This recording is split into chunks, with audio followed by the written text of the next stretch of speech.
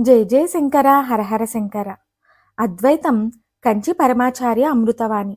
ద్వైతం నుండి అద్వైతం వైపుకు.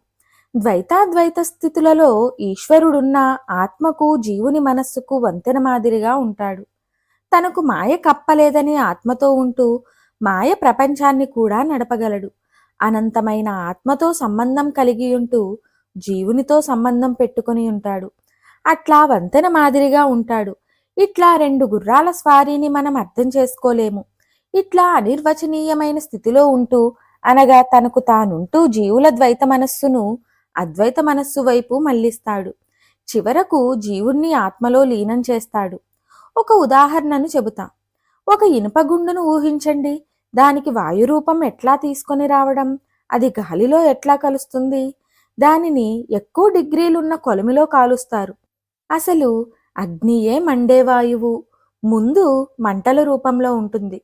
అప్పుడు ఇనపగుండు ద్రవరూపాన్ని పొందుతుంది. ఇంకా మండిస్తే ఆ ద్రవం వాయు రూపాన్ని ధరిస్తుంది. అప్పుడు అంతర్ధానం చెందుతుంది. అట్లే మన అంతఃకరణం ఇనపగుండు వంటిది.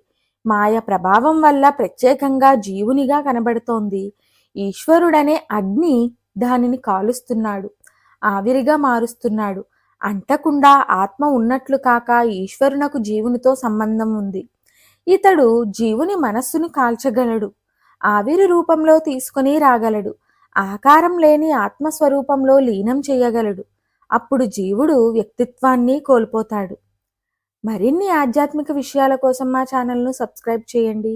వీడియో నచ్చితే లైక్ చేయండి, షేర్ చేయండి, కామెంట్ రూపంలో మీ అభిప్రాయాన్ని తెలియచేయండి.